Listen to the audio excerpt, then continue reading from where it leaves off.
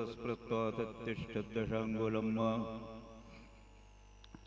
भद्रं कर्णेभिः शृणुयाम देवा भद्रं पश्येमाक्षभिर्यजत्राः स्थिरैरङ्गैस्तुष्टुवाग्पुंसस्तनूभिर्व्यशेमहि देवहितं जदायुः शतमिन्नु शरदो अन्तिदेवा तत्रा नश्चक्राजरसन्तनूनाम् ॐ स्वस्ति न इन्द्रो वृद्धस्रवाः स्वस्ति नः पूषा विश्ववेदाः स्वस्ति नस्तार्क्ष्यो वरिष्ठनेमिः स्वस्ति न बृहस्पतिर्दधातु।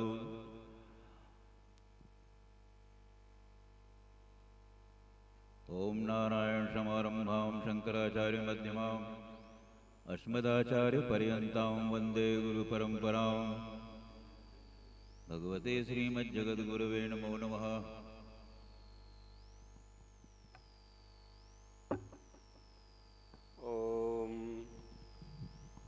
नारायणं पद्मभवं वसिष्ठं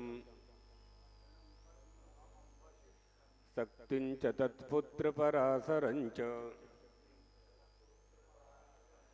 व्यासं शुकं गौडपदं महान्तं गोविन्दयोगीन्द्रमथस्य शिष्यं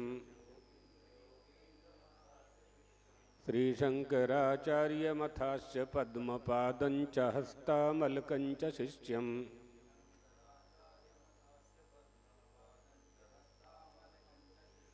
तन्तोटिकं वार्तिककारमन्यानस्मद्गुरून् सन्ततमानतोऽस्मि।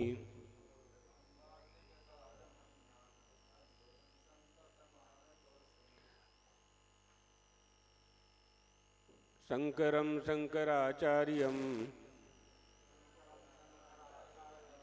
केशवं बादरायणं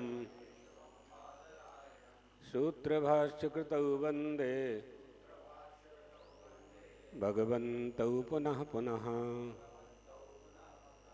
ईश्वरो गुरुरात्मेति मूर्तिभेदविभागिने व्योमवद्व्याप्तदेहाय दक्षिणामूर्तये नमः। श्रीराम जय राम जय जय राम श्रीराम जय राम जय जय राम श्रीराम जय राम जय जय राम। धर्म की अधर्म का प्राणियों में विश्व का गौ माता की पीठद्वयाधीश्वर जगद्गुरु शंकराचार्य सद्गुरुदेव भगवान की हर हर महादेव।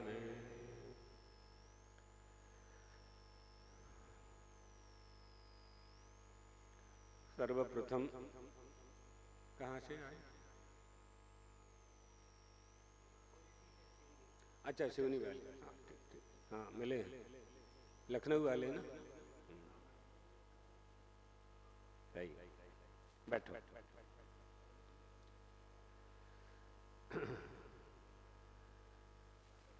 पहले स्वामी वीतरागानंद जी सरस्वती के प्रश्न का उत्तर दे दें, फिर मुंडक शुरू करेंगे।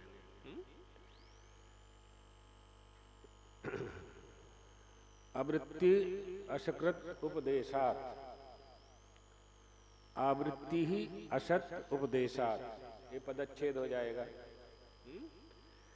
संदेह है इसमें, अधिकरण है ना, तो अधिकरण का सार क्या है? ब्रह्मसूत्र है ये, तो अधिकरण का सार क्या है? अंदर अधिकरण में संदेह है, पूर्व पक्ष है, उत्तर पक्ष है, पदच्छेद है, पदोक्ति है, भावार्थ है, ये सब होते हैं। तो श्रवण आदि एक बार में ही कर लेना चाहिए और अनेक बार श्रवण करते रहना चाहिए। पूर्व पक्ष बनाया गया, ये उत्तर क्यों दिया जा रहा है? जब तक पूर्व पक्ष नहीं होगा, जिज्ञासा नहीं होगी, प्रश्न नहीं होगा, मन में क्वेश्चन उत्पन्न नहीं होगा, तो आपको उत्तर मिलेगा ही नहीं। जिस वस्तु को आप जिस रूप में देख रहे हैं, आप उस वस्तु को उसी रूप में मानते रहेंगे। जो आकृति और अवयव नेत्रों ने देखे हैं, वही आपकी धारणा बनी रहेगी। तो आप श्री राम को दशरथ का ही बेटा मानते रहेंगे। तो एतदर्थ हमारी जो वेदांत की शैली है, पद्धति है, उसमें पूर्व पक्ष होता है, फिर उत्तर होता है, सिद्धांत। उत्तर माने सिद्धांत, सिद्धांत पक्ष होता है।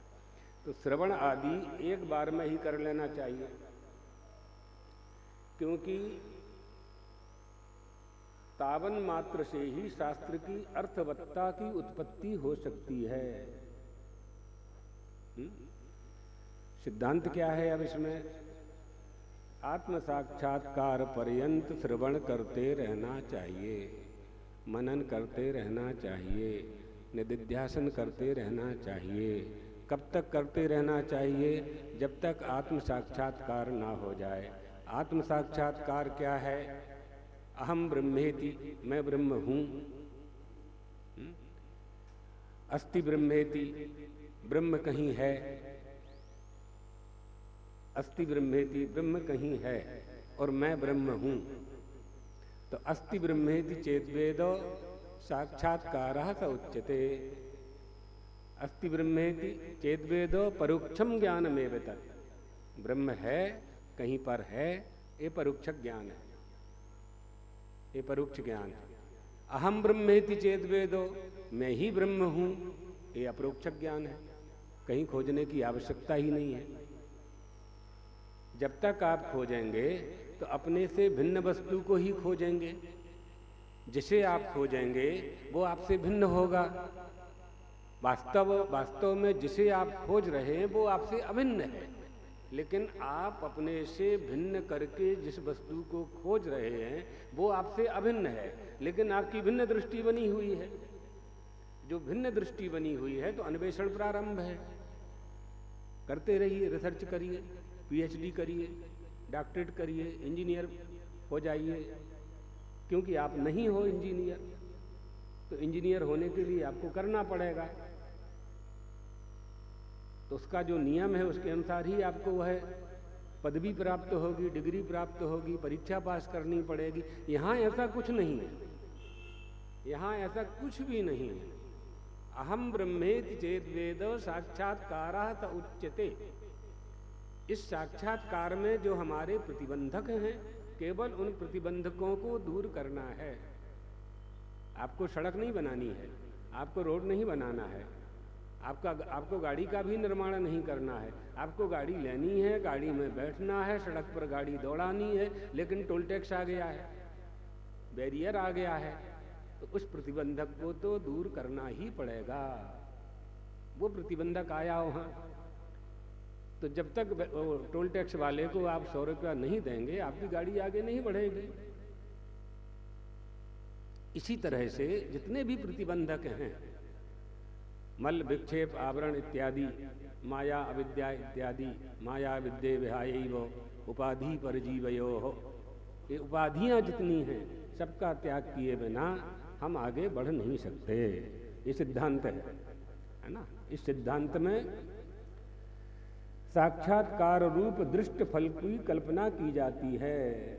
जब तक दृष्ट फल की कल्पना होती है, हो सकती है, तब तक अदृष्ट फल की कल्पना पंडित लोग नहीं करते। अदृष्ट फल की कल्पना पंडित लोग नहीं करते। ये सिद्धांत हो गया। अब सूत्र आएगा। सूत्र में क्या है, पढ़िए।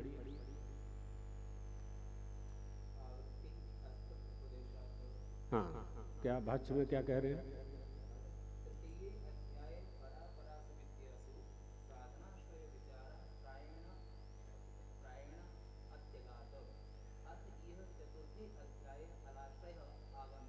फलाश्रय आगमिष्यति, समस्त पद कर देंगे तो फलाश्रय आगमिष्यति, मतलब तृतीय अध्याय में पर और अपर विद्याओं का साधन संबंधी जो विचार हुआ है, साधन संबंधी जो विचार हुआ है, उसके बाद का ये प्रश्न है। अब चतुर्थ अध्याय में फल संबंधी विचार होगा। एक तो साधन है और एक साधन के द्वारा हम कुछ प्राप्त करना चाहते हैं। गाड़ी है आपके पास, गाड़ी के द्वारा आप परमहंसी गंगा आश्रम को प्राप्त करना चाहते हैं, तो आपकी प्राप्ति में परमहंसी गंगा आश्रम प्राप्त करना फल है। ये फल है। प्रसंगागत, हाँ बोलिए। किंचित चिंतिष्यते, और संगत क्या है यहाँ? कुछ अन्य विषयों का, मार्ग आदि का भी विचार किया जाएगा। क्या विचार किया जाएगा? प्रथमम तावत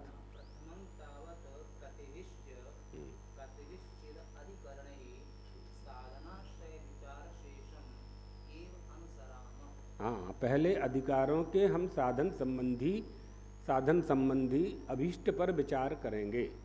अभीष्ट कहते हैं चाही हुई वस्तु को। चाही हुई वस्तु हमारी क्या है? इदम मदिष्ट साधनम, ये हमारे लिए इष्ट साधन है, अर्थात हमें यह चाहिए, ये चाही हुई वस्तु है। इदम मत कृति साध्यम, ये हमारे लिए साध्य है। इदम बलवद निष्ठा ननुबंधीकृत, इसे प्राप्त करने में हमारी कोई हानि नहीं होने वाली है। ये सब हमारे अभीष्ट हैं, हमारी चाही हुई वस्तु है। जो चाही हुई वस्तु है वो हमें प्राप्त हो गई, उसके बाद भी हम अधूरे हैं। इसका मतलब जो वास्तव में चाहा हुआ था वो अभी हमें नहीं मिला, यानी हमारे जीवन का फल हमें प्राप्त नहीं हुआ, मनुष्य होने का फल हमें प्राप्त नहीं हुआ। यही अर्थ होगा ना। सबसे अधिक चाहा हुआ जो मिल जाता हमको, तो आगे की चाह होती ही नहीं, लेकिन कामना तो बनी हुई है, चाह बनी हुई है। चाह नष्ट हो जाए तो चाह गई, चिंता गई, मनुआ बेपरवाह, और जाको कछु न चाहिए, वो साहों का साह, कुछ नहीं चाहिए। राजा हो गए, सन्यासी हो गए, अब क्या चाहिए? अब क्या चाहिए? अब फल चाहिए। उस फल में क्या है? मोक्ष चाहिए। मोक्ष कैसे होगा? ब्रह्म विचार के बिना हो नहीं सकता। उसी का उपक्रम यहाँ किया जा रहा है ना।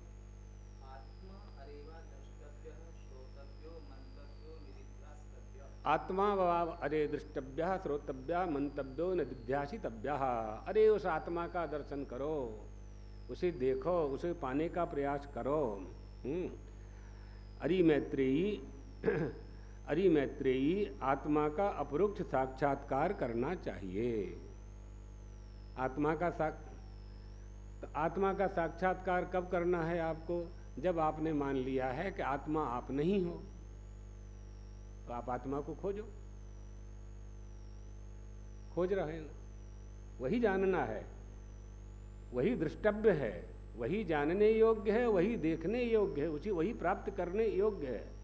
तो अप्राप्त की प्राप्ति करनी नहीं है आपको। प्राप्त के जो प्राप्त है उसी के संबंध में जो संदेह है, इसलिए संगति बनाई जा रही है ना।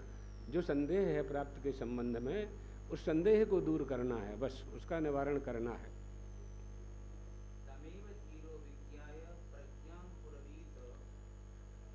धीमान पुरुष उपदेश और शास्त्र से उस आत्मा का परोक्ष ज्ञान प्राप्त करके प्रज्ञा साक्षात्कार के स्थान का अनुष्ठान करे। सोन वेष्टव्य, यही है ना। उसको जानना चाहिए, उसको खोजना चाहिए, उसको समझना चाहिए, उसका अन्वेषण करना चाहिए, है ना।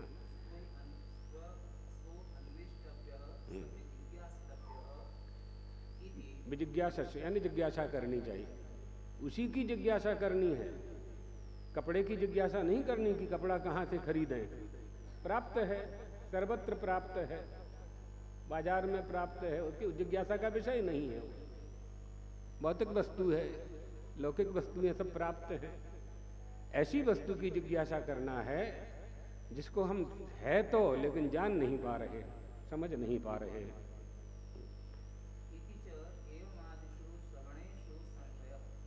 ये हाँ,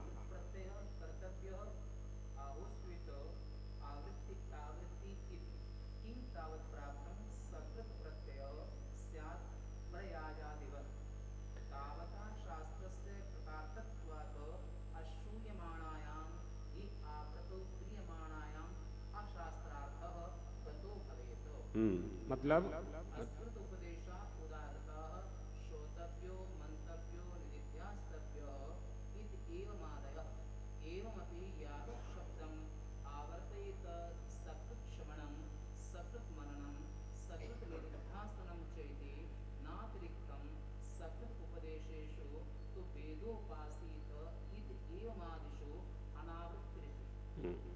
यहाँ पूरा हो जा रहा है। ये कहना चाह रहे हैं कि यदि श्रवण आदि में प्रत्यय संदेह हो गया है तो श्रवण से ही संशय का नाश होगा। संशय क्या हुआ है यहाँ? वेदांत में संशय हुआ कि मैं ब्रह्म नहीं हूँ। वस्तु की खोज करनी है तो वस्तु की प्राप्ति हो जाएगी, ब्रह्म की खोज करनी है तो ब्रह्म प्राप्त होगा नहीं। क्यों नहीं होगा? खोजने वाला कौन है पहले ये जान लेना चाहिए। क्योंकि पानी पानी को नहीं पीता है, अग्नि अग्नि को नहीं जलाती है। प्राप्त वस्तु को कोई प्राप्त नहीं करना चाहता है, अप्राप्त को ही प्राप्त करना चाहता है। अप्राप्त को प्राप्त करना चाहता है तो विधि आ जाएगी। विधि अत्यंतम अप्राप्त, विधि आ जाएगी। इसलिए ये कह रहे हैं कि किम तावत प्राप्तम, तब वो कब प्राप्त होगा? तो पूर्व पक्ष आ गया यहाँ फिर। सकृत प्रत्यय स्यात् प्रयाजादिवत, एक बार में प्रत्यय कर लेना चाहिए प्रयाजादि के समान, क्योंकि इनमें शास्त्र कृतार्थ होता है। आकृति के श्रुत न होने पर भी आवृत्ति की जाए, आवृत्ति की जाए तो शास्त्र विरुद्ध हो जाएगा, अनुवृत्ति चलती ही रहेगी आपकी। ये तो इसका तो कभी अंत ही नहीं है। यज्ञ करते रहो करते रहो करते रहो करते रहो। 100 यज्ञ भी कर लोगे तो क्या मिलेगा? इंद्र बन जाओगे। यज्ञों का फल पूरा होगा तो छीड़े पुण्य मृत्यु लोके विशंति, फिर आ जाओगे। तो इसका तो कभी अंत होने वाला नहीं है। इसलिए अश्रूयमाणायाम ह्यावृत्तौ, आवृत्ति के श्रुत न होने पर भी आवृत्ति की जाए, परंतु श्रोतव्यो मंतव्यो, श्रवण मनन और निदिध्यासन यह करने योग्य है। श्रवण करना चाहिए, मनन करना चाहिए, निदिध्यासन करना चाहिए, विजातीय प्रत्ययों का त्याग करना चाहिए, सजातीय प्रत्ययों को समझना चाहिए, स्वगत के भेद को समझना चाहिए। भेदत्रय है ना, विजातीय, सजातीय और स्वगत, यही निदिध्यासन है। तो भेदत्रय से मुक्त हुए बिना आप निदिध्यासन में प्रवेश नहीं कर सकते हैं। तो विजातीय प्रत्यय क्या है? वृक्ष से पाषाण का जो भेद है वो विजातीय प्रत्यय है। लिख लो, आपको कह रहे हैं। वृक्ष से जो पत्थर का भेद है वो विजातीय भेद है, और वृक्ष से जो शाखा का भेद है वो सजातीय भेद है, और वृक्ष से जो फल का भेद है वो स्वगत भेद है। सरल यही है, भाष्य के अनुसार भी समझा देंगे। तो ये उपदेश कर रहा है। ऐसा होने पर भी एवं यावत शब्दम आवर्तयेत, तो ऐसा होने पर भी जिसका शब्द है, जो शब्द है उसकी आवृत्ति करनी चाहिए। अभ्यासेन च कौन्तेय, अभ्यास करना चाहिए। एक बार श्रवण करना, एक बार मनन करना, फिर निदिध्यासन करना। वेद, वेद का अर्थ है जानना, वह जानना। उपासितो, जान करके उपासना करे, उपासितो। सकृत उपदेशों से आवृत्ति नहीं होती। तब सिद्धांती कहता है कि एवं प्राप्ते ब्रूमः, एवं प्राप्ते ब्रूमः, हम ऐसा कहते हैं। क्या कहते हैं? प्रत्यावृत्ति कर्तव्या। ऐसा प्राप्त होने पर हम कहते हैं कि ग्रंथ की आवृत्ति करना चाहिए, ग्रंथ की आवृत्ति करना चाहिए। माने बार बार पढ़ना चाहिए, बार बार पढ़ना चाहिए, पढ़ते रहना चाहिए। ये बच्चे लोग परीक्षाएं देते हैं ना, तो 8-8 घंटे पढ़ते, और पढ़ते नहीं है, बार बार पढ़ते हैं, रिवाइज करते हैं बार बार। इसलिए अभ्यास करना चाहिए बार बार, इसी को अभ्यास कहा है। यहाँ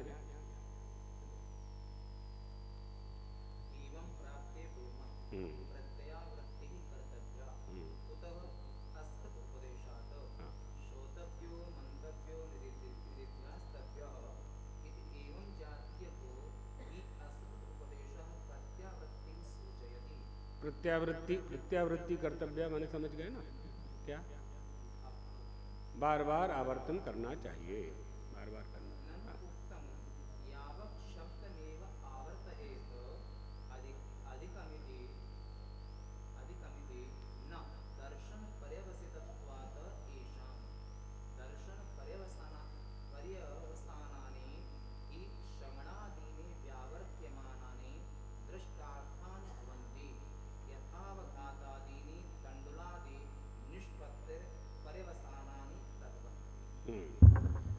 अब यह बात यहाँ समझना है कि बार बार आवर्तन किसका करना है, आवृत्ति किसकी करनी है? तो आवृत्ति करनी है ये बार बार आपको श्रोतव्य, मंतव्य, निदिध्यासितव्य। क्या आवृत्ति करनी है बार बार? ईशावास्यमिदं सर्वं यत्किंचित् जगत्याम जगत तेन त्यक्तेन भुंजीथा माँ घृता कस्य शुद्धनम। पूरा जगत ओतप्रोत है, आच्छादनीयम ईश्वर से, ईशावास, यही चिंतन करना है बार बार। इसी बात को कह रहे हैं कि इसके कुतः असकृत उपदेशात, अनेक बार उपदेश है, इससे यह उपदेश है क्योंकि श्रोतव्य, मंतव्य, निदिध्यासितव्य, इस प्रकार अनेक बार उपदेश प्रत्यय की आवृत्ति करना ही सूचित करता है। परंतु ऐसा नहीं है कि श्रुत के अनुसार ही आवृत्ति करना चाहिए, अधिक नहीं। नानुक्तम, नानुक्तम कहा ना, तो श्रुत के अनुसार ही आवृत्ति करना चाहिए, अधिक नहीं करना चाहिए। न दर्शन, क्या लेंगे न दर्शन से? कि यह कथन आपका ठीक नहीं है, क्योंकि इन प्रत्ययों का पर्यवसान साक्षात्कार है। इन प्रत्ययों का, प्रत्यय यहाँ ज्ञान के अर्थ में है, इनका ज्ञान पर्यवसान साक्षात्कार है, साक्षात्कार के लिए है। साक्षात्कार पर्यवसान हो जाने से आवृत्त किए जाने वाले श्रवण आदि साधन दृष्टार्थ और दृष्ट फल होते हैं। यही साधन तो फल बनेगा, ये जो साधन है। और जब इसका हम बार बार अभ्यास करेंगे, बार बार आवृत्ति करेंगे, अनुवृत्ति करेंगे, तो फल का, इसका परिणाम क्या होगा? फल की प्राप्ति होगी। फल क्या है? फल किसे कहते हैं? तत्व की प्राप्ति। तत्व की प्राप्ति यदि हो जाती है तो ये साधन सब पीछे छूट जाते हैं, साधनों की आवश्यकता ही नहीं पड़ती है।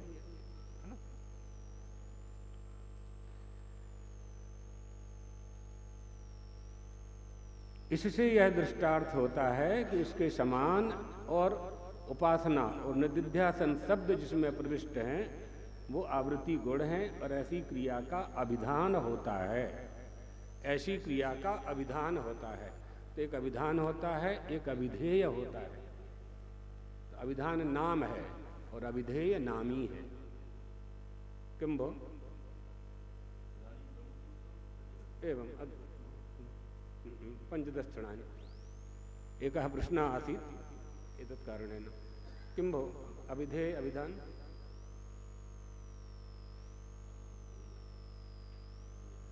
आधाराधेय।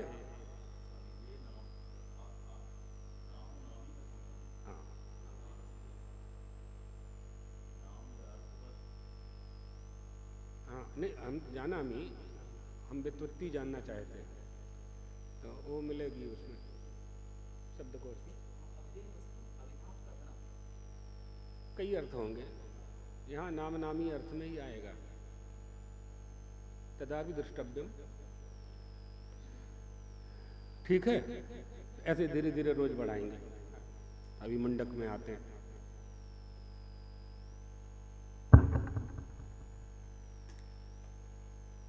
एक एक सूत्र रोज बढ़ाते जाएंगे।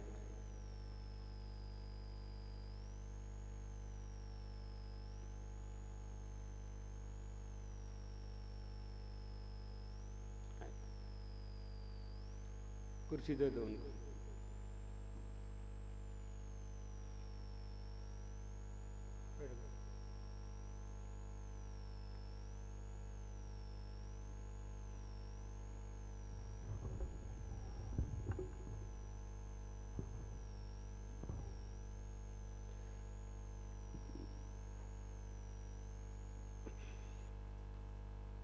यहाँ दे दिए।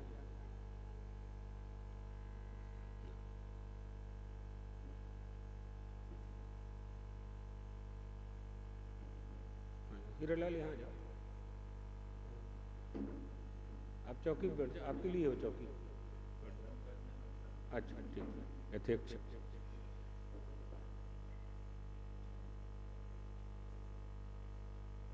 पहले पाठ कर दो, फिर घूम शाम को बता देना, देख के ब्रह्मचारी जी शाम को देख के बता देना।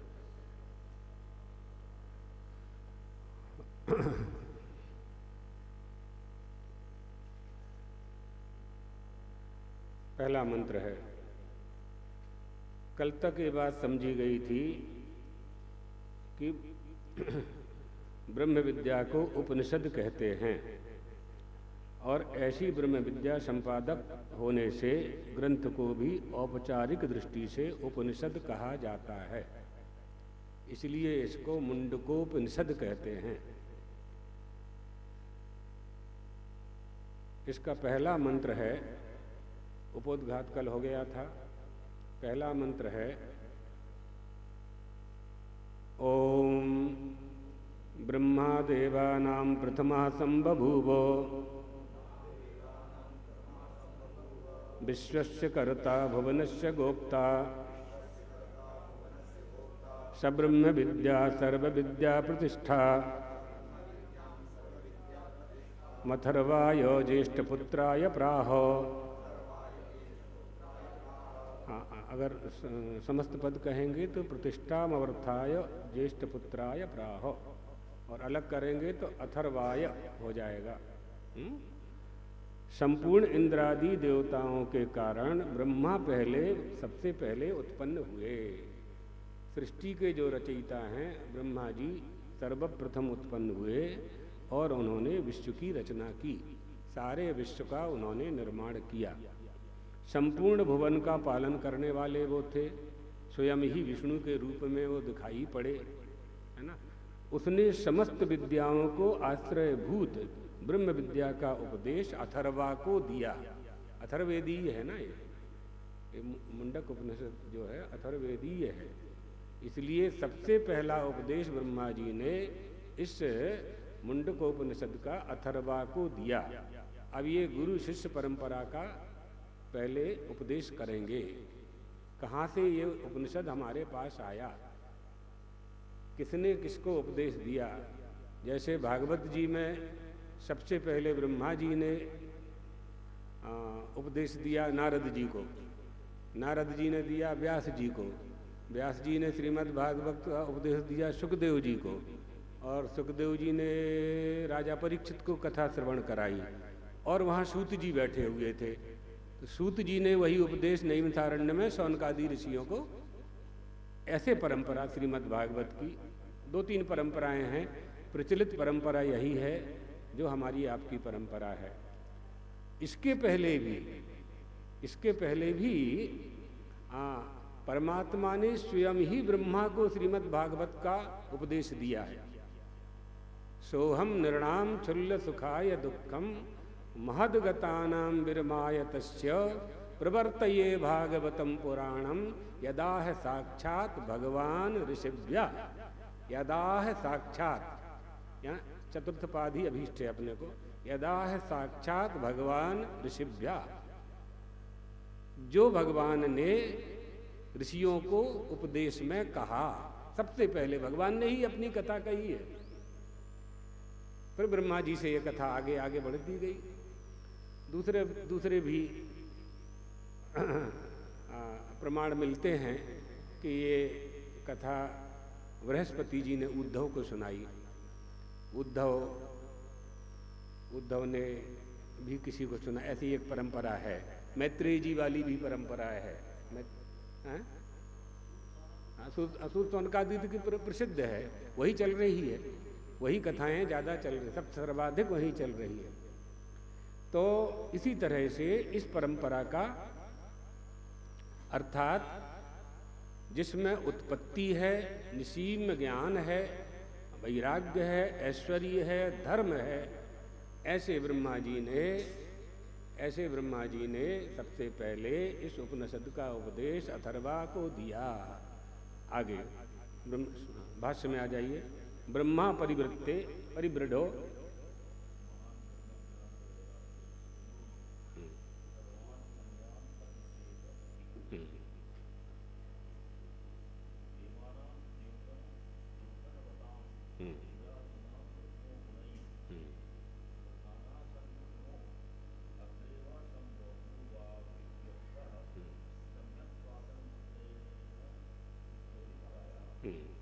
इति अभिप्रायः, अर्थात जिस जगतपति में ज्ञान वैराग्य ऐश्वर्य धर्म चारों एक साथ हों उसको ब्रह्मा कहते हैं। यहाँ बहुत लोग संदेह कर सकते हैं कि पालन करने वाले तो विष्णु भगवान हैं, श्रृंगार करने वाले महादेव जी हैं, तो ब्रह्मा जी में ही तीनों आ रहे हैं, उत्पत्ति भी, पालन भी और संहार भी। तो चारों वार धर्म ऐश्वर्य भी आ रहा है, ज्ञान भी आ रहा है, वैराग्य भी आ रहा है, और ये ऐश्वर्य से समग्रस्य धर्मस्य सत्स्त्रिया, ये तो भगवान का लक्षण है। तो ये ब्रह्मा जी का काम तो केवल उत्पत्ति का है। तो ये नाम रूप अवयव आकृति और उनके आकार, इनमें भिन्नता हो सकती है। इनकी शक्तियों में कोई भेद नहीं है, इनकी क्षमता में कोई भेद नहीं है, इनके तपोबल में कोई भेद नहीं है, इनके पास जो शक्ति है उसमें कोई भेद नहीं है, वो एक ही है। इन ज्ञानादि के द्वारा ब्रह्मा जी को सभी से बढ़ा चढ़ा है, इसलिए उसे ब्रह्मा कहते हैं। सभी से अधिक है उनके पास। देवानाम द्योतनवतान मिंद्रादीनाम प्रथमो गुणैहि प्रधानाः, इंद्रादि देवताओं से श्रेष्ठ। इस अभिप्राय से ब्रह्मा जी के लिए ऐसा कहा जा रहा है कि इंद्रादि सभी देवताओं में गुणों के कारण ब्रह्मा प्रथम है और प्रधान है। इसलिए इंद्रादि देवताओं के पहले ये आगे का आएगा, न यथा न तथा यथा।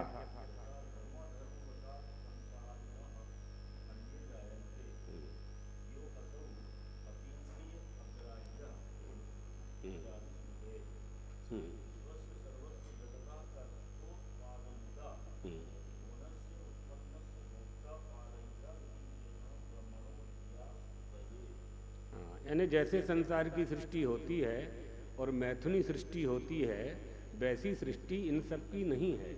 शुक्र षोडश से जो सृष्टि का निर्माण होता है वो सृष्टि यहाँ नहीं है। देवता और इंद्रादि देवताओं से पहले यह शुक्र षोडश संबंध के बिना भी स्वतंत्र रूप से अभिव्यक्त हुआ। कौन अभिव्यक्त हुआ? ब्रह्मा। जो सृष्टि है उस सृष्टि का तो उपादान कारण है ना। तो जब ब्रह्मा की सृष्टि हुई है उस समय कोई उपादान कारण तो था नहीं। इस समय जो मानवीय सृष्टि होती है या दूसरी सृष्टियां होती हैं तो मैथुनी सृष्टि है या किसी न किसी शुक्र षोडश आदि से सृष्टि की रचना हो रही है, होती है, पहले हुई है। लेकिन यहाँ ब्रह्मा जी की सृष्टि में ऐसा कुछ नहीं हुआ है। उनके निर्माण में, ब्रह्मा जी की उत्पत्ति में ऐसा कुछ नहीं हुआ है। जैसे सृष्टि कैसे होती है,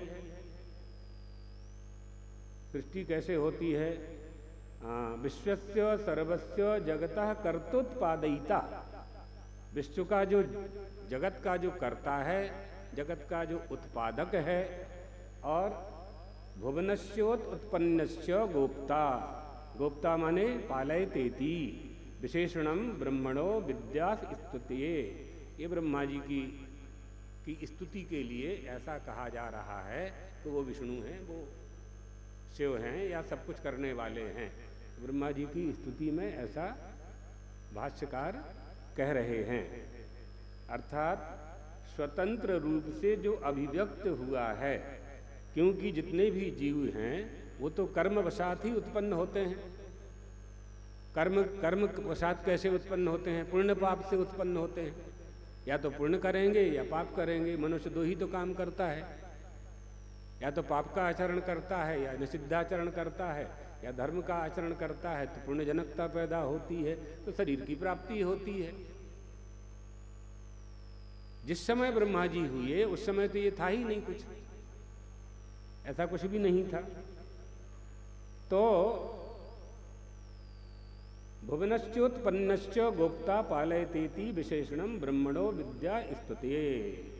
विशेषणम का अर्थ किया है विशेषणम इति विशेषणद्वय इत्यर्थः। अब एक विशेष होता है और एक विशेषण होता है, तो विशेषण में परिवर्तन होता है, विशेष में परिवर्तन नहीं होता है। विशेषण ही परिवर्तित होगा, जहां भी होगा विशेषण में ही परिवर्तन होगा, विशेष में परिवर्तन होगा नहीं। तो ब्रह्मा उत्पन्न नहीं हुए, क्यों? उत्पन्न कौन होता है? जीव होता है, संसारी होता है। जीव संसारी क्यों उत्पन्न होता है? क्योंकि या तो पाप करता है या पुण्य करता है। जब पाप करेगा तो उसका फल भोगने के लिए उत्पन्न होगा, पुण्य करेगा तो उसका फल भोगने के लिए उत्पन्न होगा। ब्रह्मा को कहाँ उत्पन्न होना, ना उसने पुण्य किया ना कोई पाप किया, तो उत्पत्ति बनती नहीं है। तो ये स्तुति अर्थ में कहा गया है। जी हाँ, फलश्रुति है, ये बिल्कुल सही है, ये फलश्रुति है।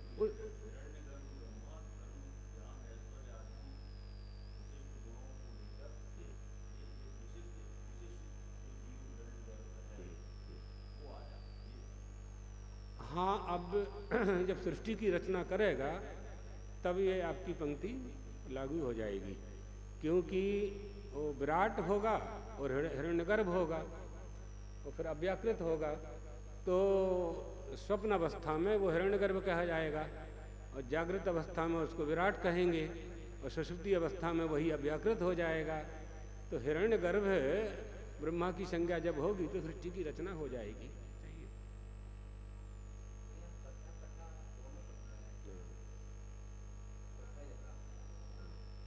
उसके जैसा, उसके जैसा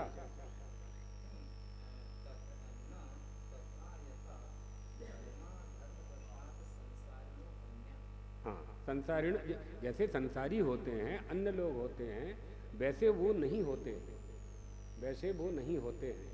यही अर्थ स्वीकार करना पड़ेगा, क्योंकि यहाँ उत्पत्ति का हेतु बता रहे हैं। उत्पत्ति का हेतु है कर्म, और वो कर्म करता है जीव, और कर्म वो दो ही करता है, या तो मनमाना करेगा या शास्त्रोक्त करेगा, विधि पूर्वक करेगा। अगर मनमाना करेगा तो उसका अनिष्ट फल प्राप्त होगा उससे, और अगर शास्त्रोक्त करेगा तो धर्म फल प्राप्त होगा। लेकिन जन्म तो दोनों में ही लेना पड़ेगा। भले ही बड़े आदमी के घर में पैदा हो जाएं, बहुत अच्छे माता पिता मिल जाएं, धनी मिल जाएं, फिर भी जन्म तो लेना ही पड़ेगा।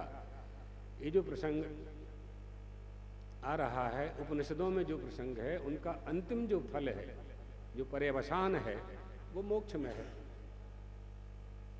इसलिए समझाने के लिए इस तरह के सब प्रसंग लाए जा रहे हैं ऋषियों के द्वारा और भाष्यकारों के द्वारा।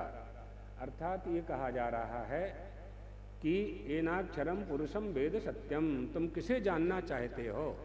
उस सत्य को जानना चाहते हो जिसे जानने के लिए दूसरे किसी की आवश्यकता नहीं पड़ती है।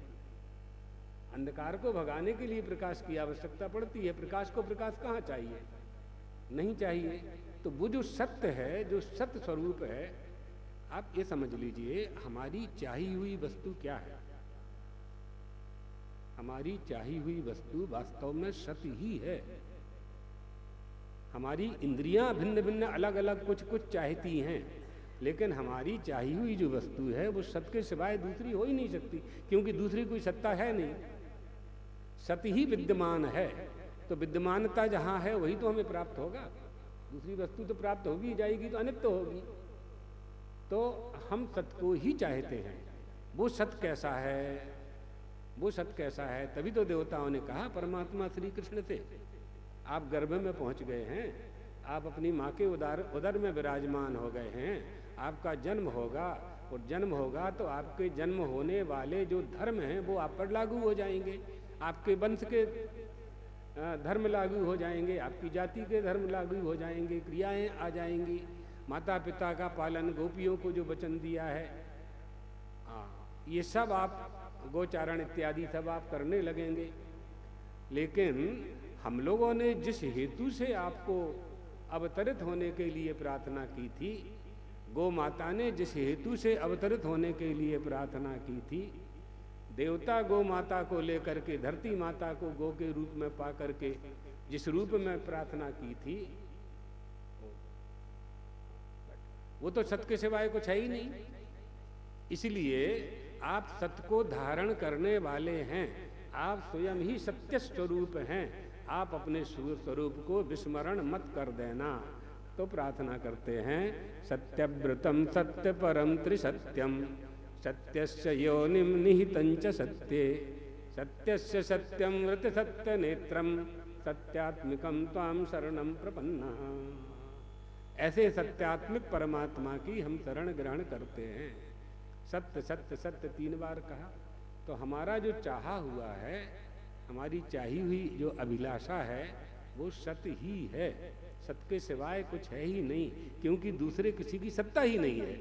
और जो है वो हमें चाहिए नहीं, जो है वो हमें चाहिए नहीं। अनित्य वस्तु को हम चाहते नहीं हैं, जहर को हम चाहते नहीं हैं, गड्ढे में हम गिरना नहीं चाहते हैं, सांप हमको न काटे हमारा प्रयास होता है। तो आप खोज क्या रहे हो? तो सिद्ध है कि सत्य खोज रहे,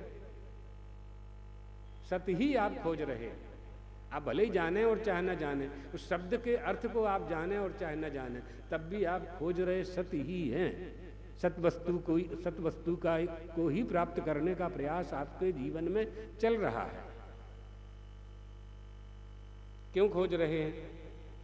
उसे खोजने की आवश्यकता क्या है?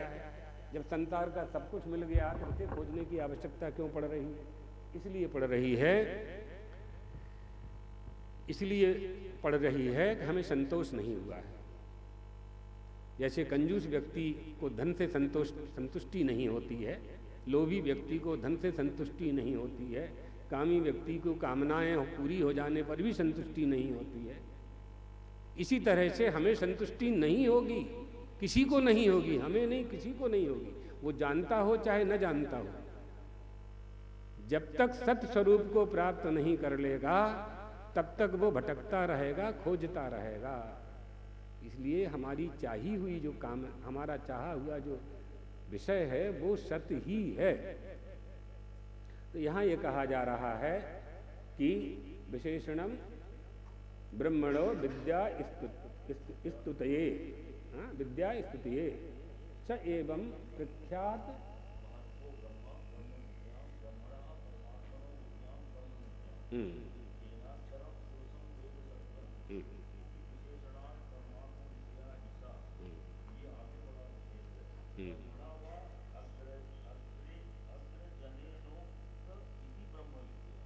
ब्रह्म विद्या किसे कहेंगे? ब्रह्म विद्याम ब्रह्मणः परमात्मनो विद्याम ब्रह्म विद्याम अग्रजनेन उक्ता। यानी आगे सबसे पहले जिसने उत्पन्न हुआ उसी ने कहा अग्रजन्मा। अग्रजन्मा यानी ब्राह्मण, अग्रजन्मा ब्रह्मा ब्राह्मण, और अंत यजमा ने अंत में बाद में जो पैदा हुआ वो शूद्र। यही है ना? क्या व्याख्यान करें? क्यों अग्रजः अंतजः? तो हाँ, अग्रे जाता अग्रजः, अंते भवः, अंत जाता अंतवः। तो अब ये लोग, यहाँ उसका प्रसंग नहीं है, लेकिन लोग आपस में बात करते हैं इसलिए बता देते हैं कि हमारे यहाँ अंत्यज शब्द है, न हरिजन शब्द है, न दलित शब्द है, न ऐसा कोई शब्द है कि जिससे किसी को अपमान हो किसी का। अंत्यज शब्द है, उसको छोड़ करके तुमने मनमाने शब्दों का गठन कर लिया, मनमाने शब्दों का गठन कर लिया और कहते हैं कि मनुस्मृतिकारों ने हमारा अपमान किया है। कहाँ लिखा है? दलित कौन से वेद शास्त्र में लिखा है? बताओ हमें। कौन सी गीता रामायण में दलित शब्द का प्रयोग है? ये तो मायावती और काशीराम जी ने दिया, काशीराम जी का दिया हुआ शब्द है, जिसका आरोप तुम ब्राह्मणों पर कर रहे हो। ब्राह्मणों ने अत्याचार किया, हजारों वर्षों तक मुगलों ने राज्य किया, 200 वर्ष तक अंग्रेजों ने राज्य किया, सैकड़ों वर्ष तक क्षत्रिय राजाओं ने राज्य किया, ब्राह्मणों ने कब राज्य किया देश पे जो तुम अत्याचार किया उन्होंने? ब्राह्मणों ने कब शासन किया जो उन्होंने अत्याचार किया? अत्याचार तो शासक ही करता है ना, शोषण तो शासक ही करता है, बलवान ही करता है, बलवान ही निर्बल का शोषण करता है। तो ब्राह्मणों ने कब शासन किया कि तुम्हारा क्षत्रिय और वैश्य और शूद्रों के ऊपर का उनका शोषण किया, या उन पर अत्याचार किया, या मनुष्यों पर अत्याचार किया, या जीव जंतुओं पर अत्याचार किया? वो तो भिक्षाटन करके, मांग मांग करके, भिक्षा मांग मांग करके खाता रहा। यदि उसको 5 रुपया है तो भी वो 4 रुपया दूसरे को देने की क्षमता रखता है, देने की इच्छा रखता है, देता है। कहाँ अत्याचार किया? जिन्होंने शासन किया, जो तुम्हारे ऊपर शासक रहे, उनके अत्याचारों का आरोप आप मनुस्मृति पर लगा रहे हैं और ब्राह्मणों पर लगा रहे हैं, है ना? इसलिए अंत्य, अग्रज और अंत्यज, ठीक है ना? अंत्यज, हाँ, अंत्यज ब्रह्मा, अग्रजा, अग्रजा ब्रह्मा।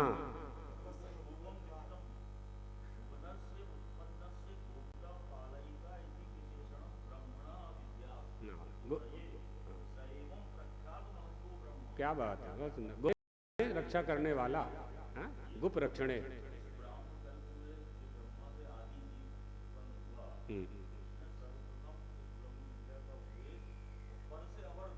हाँ, पर से अवर, हाँ,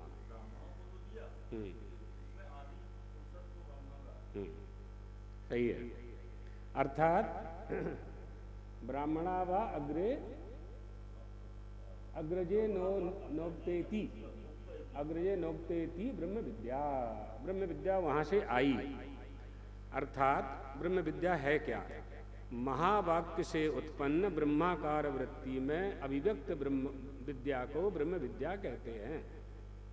आएगी कहाँ से ब्रह्म विद्या आपके पास, है ना? तो ब्रह्म विद्या, ब्रह्म विद्याम ब्रह्मणः परमात्मनो विद्याम ब्रह्म विद्याम, अर्थात महावाक्य से उत्पन्न जो ब्रह्माकाराकारक वृत्ति है, उस वृत्ति में, उस वृत्ति से जो अभिव्यक्त ब्रह्म है, वही तो ब्रह्म विद्या है। अलग से ब्रह्म विद्या कहाँ से आएगी? तो इसलिए ये बहुत अच्छा। हाँ, क्या आगे क्या है? ताम सर्व विद्या,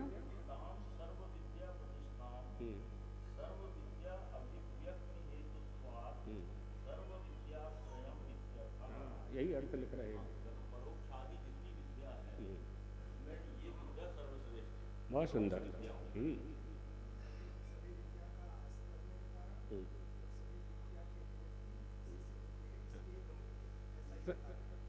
हाँ, सभी विद्याओं का आश्रय होने के कारण और सभी विद्याओं की अभिव्यक्ति होने के कारण इसको ब्रह्म विद्या कहा जाता है।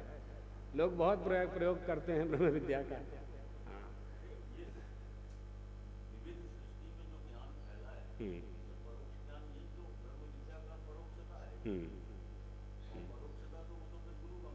सही है, सही है।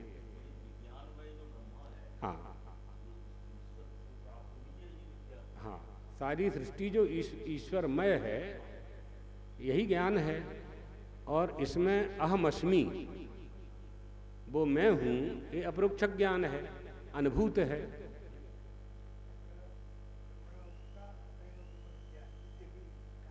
एवं एवं अपि वक्तुं शक्यते। ब्रह्म विद्या, ब्रह्मणा उक्ता ब्रह्म विद्या अग्रे अस्ति।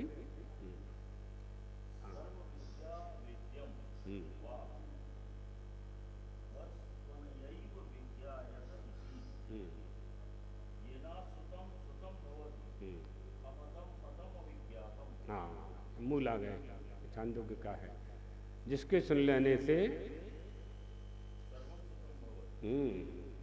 सर्वश्रुत, यानी जिसके श्रवण कर लेने के बाद कुछ भी श्रवण करने की आवश्यकता नहीं होती, है ना?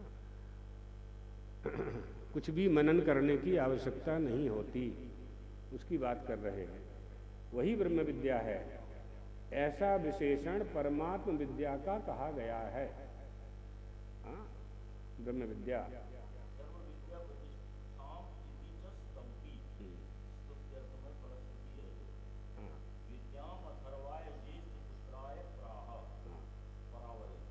बराबर है। हाँ, परंच अबरंच परावरम परमपि अबरम यस्मात् परावरम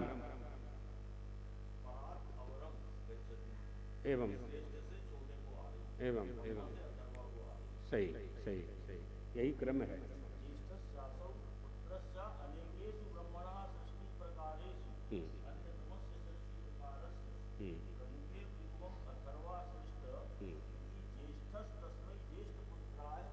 हाँ, प्राहो आह, यानी अपने ज्येष्ठ पुत्र को कहा। ज्येष्ठ पुत्र कौन था? अंगी ना, अथर्वा। हाँ, अथर्वा को कहा, और अथर्वा ने कहा अंगी को, अंगी ने कहा भरद्वाज इत्यादि को, नहीं अंगी ने कहा वो अंगिरा, भरद्वाज को, भरद्वाज से अंगिरा और अंगिरा से शौनक।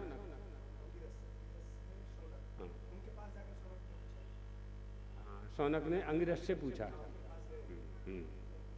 सही। हाँ, तो दो हैं, भरद्वाज और भारद्वाज। तो अपत्य अर्थ में, अपत्य अर्थ में भारद्वाज आ जाए।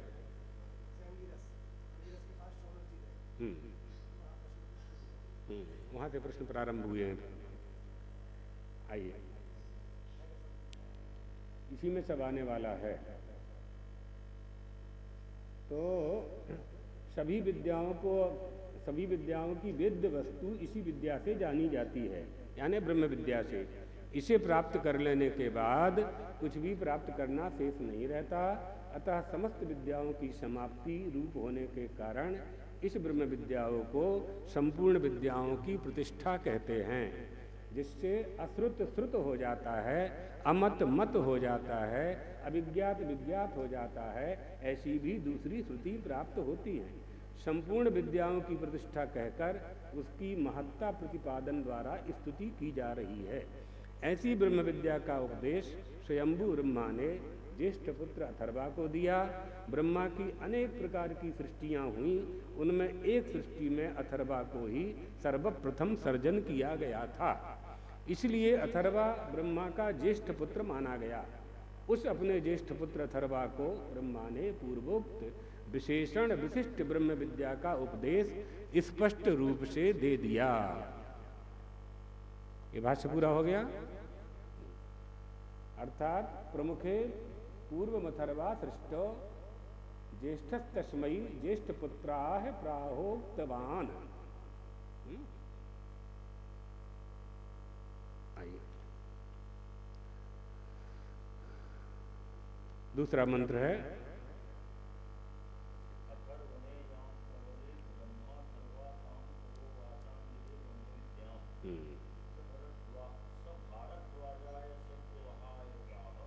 भारद्वाजो आंगिरसे परावराम अथर्वणे याम प्रबदेत ब्रह्माथर्वा। अर्थात जिस विद्या का उपदेश ब्रह्मा जी ने अथर्वा को सर्वप्रथम दिया, उन महाविद्या का उपदेश प्राचीन काल से अथर्वा ने अंगी मुनि को किया, और अंगी ने भारद्वाज गोत्र में उत्पन्न सत्यवह नामक मुनि से कहा, तथा भरद्वाज पुत्र सत्यवह ने शिष्य एवं पुत्र गुरु परंपरा से आई हुई उस विद्या को अंगिरा से कहा। अत्र सत्यवह को अच्छा एवं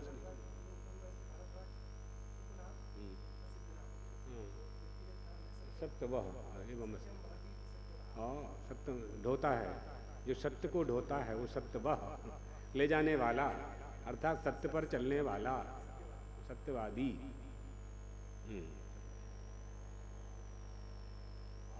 हाँ पढ़िए या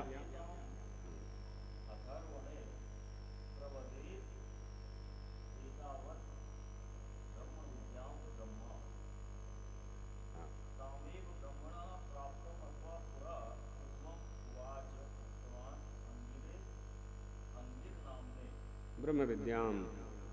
ब्रह्मा ने जिस विद्या का उपदेश अथर्वा को किया, ब्रह्मा से प्राप्त उसी ब्रह्म विद्या का उपदेश प्राचीन काल में अंगिरा ऋषि को अथर्वा ने किया। आगे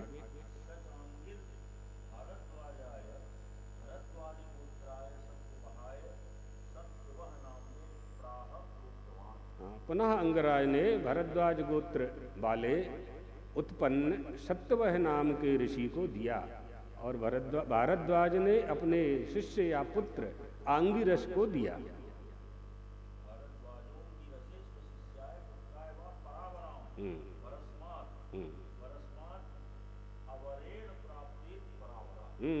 ये अर्थ व्युत्पत्ति कर दी। पहले से वृद्धों के पश्चात भावी ऋषियों ने इस ब्रह्म विद्या को प्राप्त किया, इसलिए इसे परावर कहते हैं। अर्थात आगे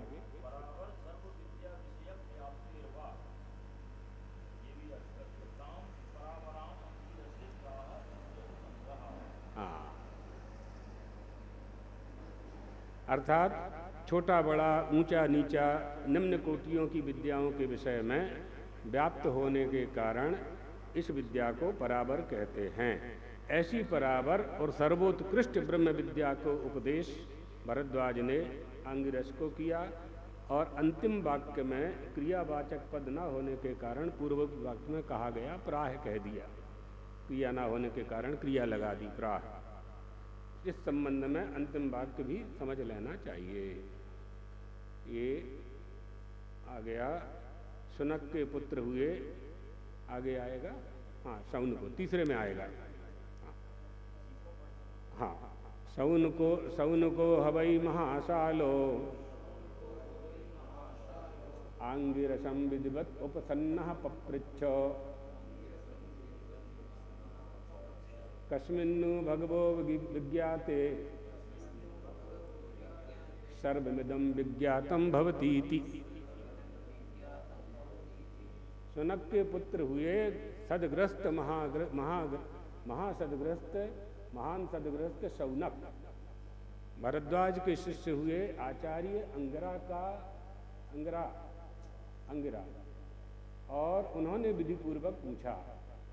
उन्होंने यानी शौनक जी सुनक के पुत्र हुए शौनक और शौनक के शिष्य हुए आचार्य अंगिरा के पास जाकर ठीक है उन्होंने पूछा कि कस्मिन्नु भगवो विज्ञाते सर्वविदं विज्ञातम भवति।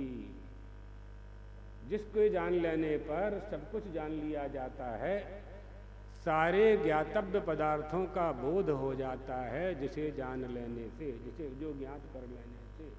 अर्थात जिसके जान लेने के बाद कुछ भी जानना शेष नहीं रह जाता है। वो क्या है, ये प्रश्न किया है ना। अब यहाँ से उपनिषद प्रारंभ होगा, यानी उपदेश प्रारंभ होगा। अब पूर्व ये जिज्ञासा बन गई ना, जिज्ञासा बन गई कि ऐसा क्या है कि जिसे जान लेने के बाद, प्राप्त कर लेने के बाद, जिसका श्रवण कर लेने के बाद, जिसका मनन कर लेने के बाद कुछ भी करना नहीं रह जाता है, कुछ भी करना नहीं रह जाता है। श्वेत केतु से उद्दालक ऋषि ने अपने ही पुत्र से ये प्रश्न किया था। श्वेत केतु अध्ययन करने के लिए गए थे और विद्याभिमानी होकर वापस आए थे। उद्दालक ने अपने पुत्र के पास आकर के पूछा, किम भो अपि परिसमाप्ता विद्या, क्या तुम्हारी विद्या पूरी हो चुकी है, तुम्हारा अध्ययन पूरा हो चुका है? तो श्वेत केतु ने कहा कि हाँ पिताजी, मैंने चारों वेद वेदांग सब का अध्ययन कर लिया, पुराणान्याय मीमांसा धर्मशास्त्रांग मिश्रितः सब का अध्ययन मैंने कर लिया। ऐसी कोई विद्या नहीं है जिसको मैं नहीं जानता हूँ, सब पढ़ लिया। पिताजी ने सोचा कि विद्याभिमानी हो गया है, आकर के इसने हमें नमस्कार नहीं किया है और ये सोच रहा है कि जो ज्ञान मुझे प्राप्त है, यदि वह ज्ञान पिताजी के पास होता तो पिताजी मुझे गुरुकुल में न भेजते, खुद ही पढ़ा देते। लेकिन पिताजी ने नहीं पढ़ाया और मैं पढ़ करके आया तो मैं पिताजी से अधिक विद्वान हूँ। लेकिन बाप तो बाप ही होता है तुम कितने भी हो जाओ, पिता तो पिता ही होता है। तो ऋषि ने पूछा, बेटा बहुत अच्छा है, तुम सब कुछ जान गए हो सर्वाधीता, सब कुछ विद्या तुमने प्राप्त कर ली है, लेकिन क्या तुम उस तत्व को जानते हो जिस तत्व को जान लेने के बाद कुछ भी नहीं जाना जाता है? एक तत्वे श्रुतम सर्वम अश्रुतम च श्रुतम भवेत, अमतम च मतम तद्वत् विज्ञातम तद्बुद्धते। क्या बेटा तुमने उसको जान लिया है जिसको जान लेने के बाद कुछ भी जानना नहीं है? उसका मनन कर लिया है, उसका श्रवण कर लिया है, संसार की किसी वस्तु को जानने की आवश्यकता नहीं पड़े। क्या उस तत्व को जान लिया है तुमने? तो श्वेतकेतु भी विद्वान था, उसने कहा कि पिताजी ऐसा कैसे हो सकता है? जिसका हम अध्ययन करेंगे, जिस विषय का हम अध्ययन करेंगे उसी का तो ज्ञान हमें होगा। जिस विषय का हमने अध्ययन ही नहीं किया है उसका ज्ञान कहाँ से हो सकता है? पिताजी ने कहा हाँ बेटा, एक तत्व ऐसा है जिसको जान लेने से बाद, उसने कहा नहीं पिताजी, न ऋग्वेद ज्ञान मात्रेण यजुर्वेद आदि बुद्धते। ऋग्वेद का विद्यार्थी यजुर्वेद की ऋचाओं का पाठ नहीं कर सकता है। या तो उसने यजुर्वेद भी पढ़ा हो या चारों वेद पढ़ाई हो तो कर सकता है, लेकिन यजुर्वेद का विद्यार्थी ऋग्वेद की ऋचाओं का पाठ कैसे करेगा? मंत्रों का पाठ कैसे करेगा? तो उद्दालक ने कहा आधार भाग मात्रेपि ज्ञाते ज्ञाते घटो भवेत, गोपुच्छ मात्र संस्पर्श गो स्पर्श व्रत पूर्ति बत। जैसे घट के मिट्टी का ज्ञान हो जाए तो घट ज्ञान की अलग से आवश्यकता नहीं पड़ती है। कि मिट्टी का जो आधार है, आधार भाग मात्रेपि ज्ञाते ज्ञाते, मिट्टी से घट का निर्माण होता है, स्वर्ण से कनक कुंडल का निर्माण होता है, तांबे से लोटे का निर्माण होता है। अगर ये ज्ञान हमें हो जाए तो पृथक पृथक 100 घड़े मिट्टी के बने हुए हैं, घट ज्ञान की हमें आवश्यकता नहीं पड़ेगी, पृथक पृथक ज्ञान की आवश्यकता नहीं पड़ेगी। मृत के त्वेव सत्यम वाचारंभणम विकारो नामधेयम। ये सब कहे जाते हैं, अलग अलग घट रखे हुए हैं, लेकिन मिट्टी के सिवाय क्या है? उनका उपादान जो कारण है वो मृतिका ही है। जब वो घड़े फूटेंगे तो मिट्टी में ही मिलेंगे। तो जो उपादान कारण होता है वो नष्ट होने के बाद अपनी पूर्व स्थिति को ही प्राप्त करता है। जो निमित्त कारण होता है वो तो चेतन होता है। घड़े का निर्माण कुंभकार करता है तो निमित्त कारण हमेशा चेतन होता है, लेकिन घड़ा फूटेगा तो मिट्टी ही बनेगा, क्योंकि मिट्टी ही था। सोने के कनक कुंडल को, सोने की चैन को गलाओगे तो सोना ही बनेगा, क्योंकि सोना ही था। इसलिए एक तत्व ऐसा है जिसे जान लेने के बाद सब कुछ जान लिया जाता है। तो श्वेतकेतु ने कहा पिताजी हमारी समझ में नहीं आया। तब गुरु ने कहा तत्त्वमसि श्वेतकेतो। फिर 9 बार तत्त्वमसि तत्त्वमसि तत्त्वमसि का उपदेश, 9 बार उदाहरण दे करके और उसको ब्रह्म विद्या का उपदेश पिताजी ने दिया। पिता ही गुरु बन गए। तो यहाँ पूछा जा रहा है कि किसके जानने पर संपूर्ण विज्ञ। हाँ जी, भाष्य में आ जाइए। सौन कहा, हाँ, सुनक के अपत्य सौनक।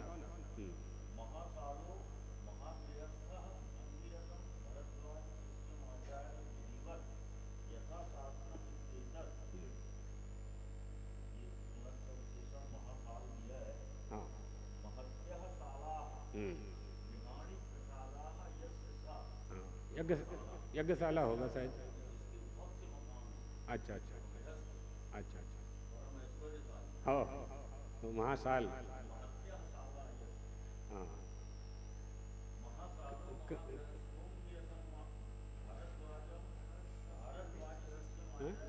शास्त्रनिष्ठ।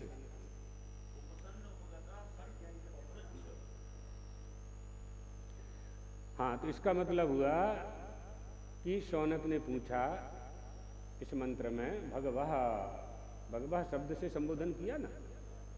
नु ये अव्यय है, वितर्क अर्थ में है, अर्थात एक के जान लेने पर सब कुछ जान लिया जाता है। ऐसा शिष्ट पुरुषों का वचन शौनक ने सुना था।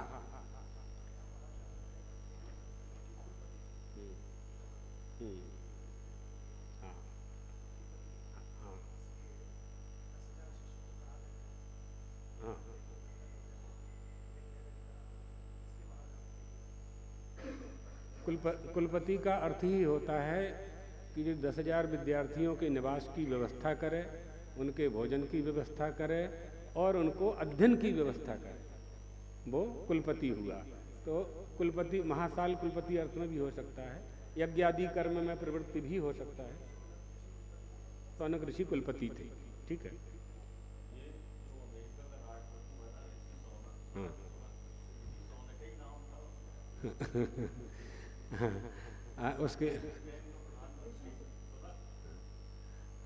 उसके पिताजी विद्वान रहे होंगे तो उन्होंने रख दिया, वो तो उसका अर्थ भी नहीं जानता होगा।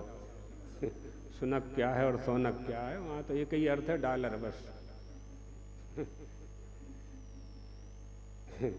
जैसे भारत में जिस कागज में महात्मा जी की फोटो है, महात्मा गांधी जी की, वही भारतवासियों का उद्देश्य हो गया, धनार्जन करना बस, है ना। धन को इकट्ठा करो, नोटों की गड्डी इकट्ठी करो। 10 बूंद पानी गिर जाए उसमें, वो कोई ध्यान ना दे तो वो नोट सड़ जाता है। सड़ने वाली वस्तु का संग्रह कर रहे हैं, ऐसी वस्तु के संग्रह कर रहे हैं। अपने गुरुजी कहते थे कि नोट पाकिस्तान में नहीं चलेगा, परलोक में कहाँ से चलेगा। प्रवचन में कहते थे ना गुरुजी, परलोक में कहाँ से चलेगा, भारत का नोट रख लो इकट्ठा करके तिजोरी में, बैंक में। हाँ, तो एक के जान लेने पर अब उसके संबंध में विशेष ज्ञान की इच्छा कह रहे हैं। कस्मिन्नु, ऐसे वितर्क करते हुए सौनक ने पूछा, शिष्ट वचनों के द्वारा सामान्य रीति से ज्ञात हो जाने पर विशेष रूप से ज्ञात न होने के कारण ये प्रश्न बन जाता है। सामान्य रूप से जानने के कारण और विशेष रूप से न जानने के कारण ये प्रश्न उन्होंने किया। आगे उपसन्ना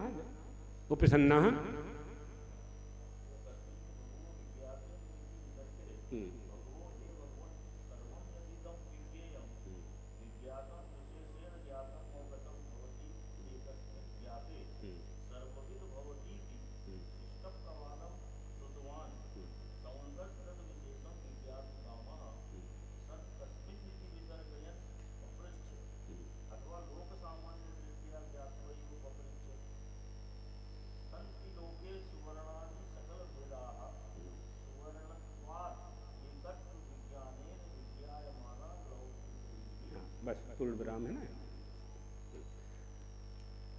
अब देखिए, उपादान कारण के कारण जान लेने पर, उपादान कारण को जान लेने पर कार्य का ज्ञान हो जाता है। अर्थात जगत कार्य है, इसकी सत्ता अपने उपादान कारण से पृथक नहीं है। ऐसी सामान्य व्याप्ति के बल से प्रश्न का होना अनिवार्य है, माने जिज्ञासा का होना अनिवार्य। जिज्ञासा होती है, ये जगत दिखाई पड़ रहा है और जगत का कर्ता जो जगदीश्वर है वो दिखाई नहीं पड़ता है। जगत है तो इसका मतलब है कि इसका कर्ता तो कोई ना कोई है, बिना कारण के कार्य होता नहीं है। 2 साल का बेटा बालक कॉलोनी में गुम गया है, आपके नगर में गांव में गुम गया है, रो रहा है, अपने घर को खोज रहा है, उसको घर नहीं मिल रहा है। 2 वृद्ध व्यक्ति बैठे हुए हैं, रोते हुए बालक को देख करके किसी सेवक से कहते हैं ये बालक इसके माता पिता के पास छोड़ आओ, वहाँ भेज देते हैं। लेकिन उनके मन में ये जिज्ञासा होती है कि इसके माता पिता कौन हैं, इसके माता पिता कौन हैं। ये जिज्ञासा कभी नहीं होती कि बिना माता पिता का है, क्योंकि दोनों ही ग्रामीण वृद्ध जानते हैं कि बिना माता पिता के संतान हो ही नहीं सकती, बेटा बेटी हो ही नहीं सकता है। तो यहाँ कोई संदेह नहीं है, संदेह ये है कि इसके पिता कौन हैं। तो जगत दिखाई पड़ रहा है, जगत दिखाई पड़ रहा है, ये है अस्थि, इसमें कोई किसी को संदेह है नहीं। केवल संदेह ये है कि इसका निर्माता कौन है, क्योंकि बेटे का पुत्र का तो पिता दिखाई पड़ता है, लेकिन पूरे जगत का जगत पिता दिखाई नहीं पड़ता है। उसी को दिखाने के लिए ये पाठ हो रहा है। मन लगा के पढ़ोगे और सुनोगे तो दिख जाएगा चातुर्मास की पूर्णिमा को।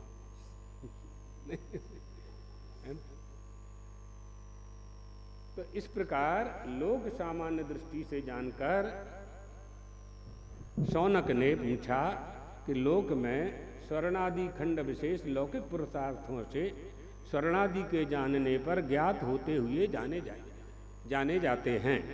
अतः संपूर्ण जगत भेद का एक कौन सा उपादान है?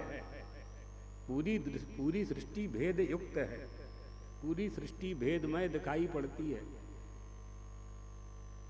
ना। भेदः पशूनां सतुपादपानां वृक्षस्य भेदः पाषाण भेदः, नदी नद निर्जर पाषाण वृक्ष। मनुष्यों के ही 4 लाख प्रकार के भेद हैं, 4 लाख प्रकार के मनुष्य होते हैं। मछलियों के कई भेद हैं। सर्प कई तरह के होते हैं, यहाँ तो खूब निकलते थे पहले। कई तरह के सर्प होते हैं, काला नाग होता है, दूसरा होता है पीला होता है, उड़ने वाला होता है, पानी में तैरने वाला होता है। यहाँ मध्य प्रदेश में उसको पनहा सांप कहते हैं, देसी भाषा में पनहा सांप, जो काटता तो है लेकिन उसका जहर नहीं चढ़ता है, क्योंकि जल में रहने के कारण उसके जहर में जल की मात्रा अधिक होती है, विष की मात्रा कम हो जाती है। बहुत भेद है, भेदों से भरी हुई है सृष्टि, वेदों से भरी हुई है। सृष्ट्वा पुराणी विविधान न जयात्म शक्त्या, वृक्षान सरीसृप पशून खगदंत मत्स्यान। अपनी आत्मशक्ति से अपने द्वारा तमाम सृष्टि की रचना की, भेद ही भेद दिखाई पड़ता है। ये सारे वृक्षों का भेद अलग अलग दिखाई पड़ रहा है। सागौन का वृक्ष अलग है, बांस अलग लगा हुआ है, साज अलग है, आम अलग है, अशोक अलग है, स्पष्ट है। इसके लिए किसी प्रमाण की आवश्यकता नहीं है। शौनक को जगत कारण सर्वथा अज्ञात था, जगत ज्ञात था, जगत ज्ञात था, जगत का कारण अज्ञात था। तो ज्ञात वस्तु से हम अज्ञात तक जा सकते हैं, ज्ञात वस्तु से अज्ञात तक जा सकते हैं। ये जगत ज्ञात है, जगदीश्वर ज्ञात नहीं है। यहाँ पदनीय का सूत्र लगेगा और पदनीय से हम अज्ञात तक पहुँच जाएंगे, ज्ञात को पकड़ करके अज्ञात तक पहुँच जाएंगे। जैसे एक एक सीढ़ी चढ़ते हुए छत पर पहुँच जाते हैं, इसी तरह से हम अपने पिता के पुत्र हैं। हमारे पिता उनके पिता के पुत्र हैं, उनके पिता उनके पिता के पुत्र हैं, उनके पिता उनके पिता के पुत्र हैं। छिल्ला सूचे, अंत में कौन है? कोई ना कोई परम पिता है ना। तो परम पिता कहीं ना, नहीं तो अनवस्था फैल जाएगी, आपको कहीं तो रुकना ही पड़ेगा। तो कोई ना कोई परम पिता है जिसने सृष्टि प्रारंभ की है। हम उसे ईश्वर कहते हैं, हम उसे भगवान कहते हैं, हम उसे ब्रह्मा कहते हैं। हाँ,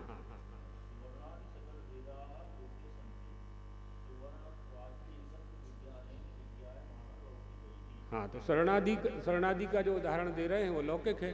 स्वर्णादि के जो खंड हैं, कनक कुंडलादि आदि का जो निर्माण हो रहा है। तुम बैठ जाओ, तुम कुछ मत करो, वो भग जाएगा।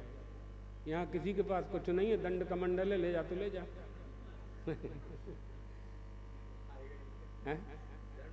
आएगी नहीं, है आपका प्रताप है।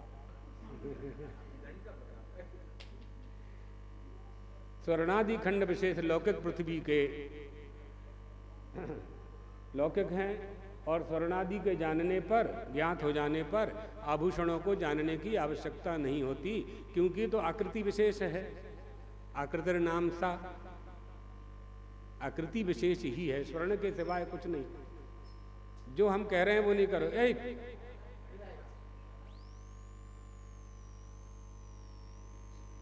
इनको खुद को सुनना नहीं है, और अनधिकारी जब बैठ जाते हैं ना,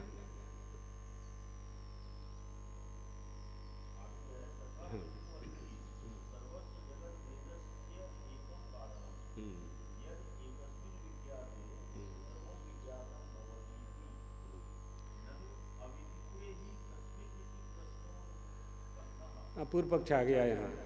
मतलब ये कह रहे हैं भैया कि जिसके जानने पर विश्व ज्ञात हो जाता है,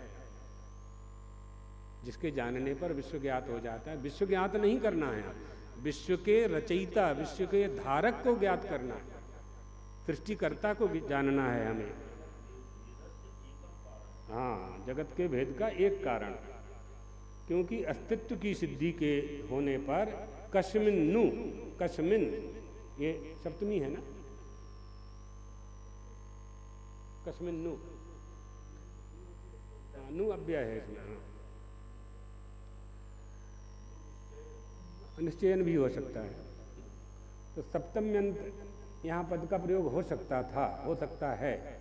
जैसे बहुत से आधार दिखाई पड़ते हैं, इनमें से किसमें अमुक वस्तु रखी जाए, ऐसा प्रश्न बनता है।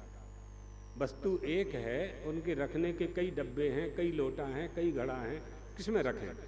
अगर ये प्रश्न बन जाता है तो सर्वथा अज्ञात रहने पर तो उक्त प्रकार का प्रश्न बनता ही नहीं है।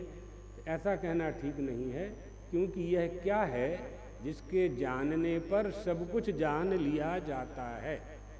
क्या प्रश्न है कि वह क्या है जिसके जानने पर सब कुछ जान लिया जाता है। क्या है पंक्ति?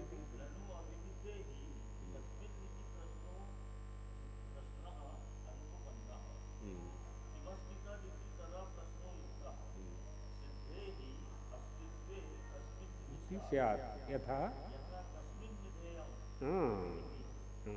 ना अक्षर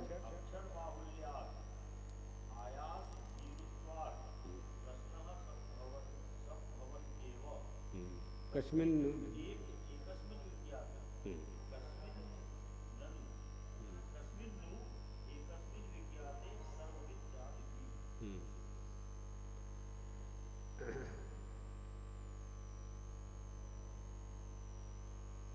ठीक है। सर्वथा अज्ञात रहने पर तो उक्त प्रकार का प्रश्न बनता ही नहीं है, ऐसा कहना ठीक नहीं है। पूर्व पक्ष आया था ना, उसका उत्तर दे रहे हैं। क्योंकि वह क्या है जिसके जाने जाने पर जान लिया जाता है, इस रीति से प्रश्न करने पर अक्षर अधिक हो जाने के कारण परिश्रम अधिक होगा, परिश्रम अधिक होगा। इस मंत्र से मंत्रोक्त रीति द्वारा प्रश्न नहीं होता है, प्रश्न होना संभव नहीं होता है कि किस एक के जान लेने पर ज्ञाता सर्ववित हो जाता है। सर्ववित माने सब कुछ जानने वाला हो जाता है। इस प्रकार प्रश्न करने में लाघव ही होगा। अतः सौनक का मंत्रोक्त प्रश्न करने का प्रकार ठीक नहीं है। यह पूर्व पक्षी आ रहा है, ये कह रहा है। हाँ,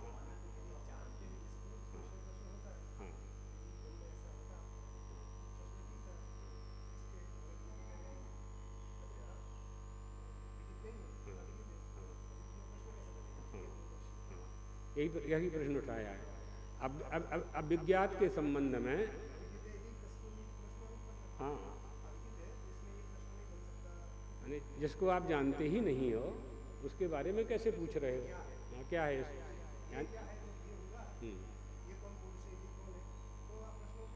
सही सही, प्रश्न इदंतया होगा, इदंतया ही प्रश्न होगा। तो जिसको आप, जिसके संबंध में आप जानते नहीं, उसके संबंध में प्रश्न कैसे कर रहे हैं? माने सौनक के प्रश्न पर ये पूर्व पक्ष है।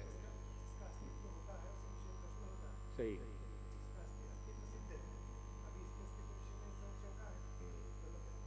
हाँ। अतः तो ब्रह्म जिज्ञासा में जो प्रश्न उठाया गया है, वामतीकार ने इसमें बहुत अच्छा प्रश्न उठाया कि अथ यद संदिग्धम प्रयोजनम चाना तत्प्रेक्षावत प्रतिपित्ता गोचरा समनस्केन्द्रीय संकृष्टा सफीता लोक मध्यवर्ती घटः करट दंतावा। जो असंदिग्ध है, संदेह रहत है, उसके संबंध में कोई जिज्ञासा होती नहीं है, होनी नहीं चाहिए। और जैसे प्रखर प्रकाश में रखा हुआ, आंगन में घड़ा रखा हुआ है और सूर्य का प्रकाश उसे प्रकाशित कर रहा है, तो घट के संबंध में कोई संदेह किसी को होता नहीं है।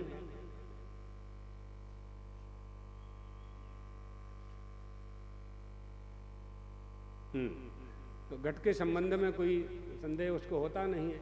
इसी तरह से यदि ब्रह्म है तो उसके विषय में कोई जिज्ञासा करने की आवश्यकता नहीं है, और नहीं है तो भी जिज्ञासा करने की आवश्यकता नहीं। बताइए किमस्ति है तो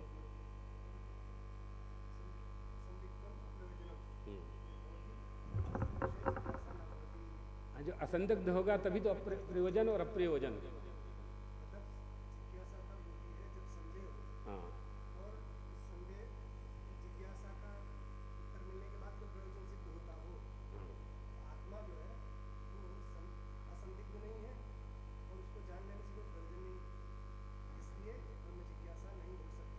हाँ, ब्रह्म जिज्ञासा करने की आवश्यकता नहीं है। हाँ, पूर्व पक्षी ही है, पूर्व पक्षी ही है, उत्तर नहीं है। उत्तर में तो ब्रह्म सूत्र है। हाँ, यही प्रश्न उठाया। इसी को भामतीकार ने भी अपने ढंग से उन्होंने अपने ढंग से उठाया है। अर्थात श्रुति जगत जन्मादि के कारण का जो निरूपण करती है, श्रीमद् भागवत में है ना, जन्माद्यस्य यतोऽन्वयादि तर्तस्, और यहाँ है अथातो ब्रह्म जिज्ञासा, तो उसका समन्वय व्याख्याकार करते हैं। ब्रह्म सूत्र के साथ श्रीमद् भागवत के प्रथम स्कंद के प्रथम अध्याय के प्रथम श्लोक का व्याख्यान में सिद्ध करते हैं। यहाँ ये बात समझनी है कि इन्होंने ये कहा कि पूर्व पक्ष ने ये कहा कि शौनक का प्रश्न बनता ही नहीं है, क्योंकि जब जो वस्तु अज्ञात है आप उसको जानने के लिए क्यों कह रहे हैं। तब हमने कहा कि जो असंदिग्ध है और अबाधित है, प्रयोजन रहित है, उसे जानने की, उसको जानने की क्या मतलब जिज्ञासा बननी ही नहीं चाहिए। तो अथा तो ब्रह्म जिज्ञासा सिद्ध नहीं होता है। ये पूर्व पक्ष है। ब्रह्म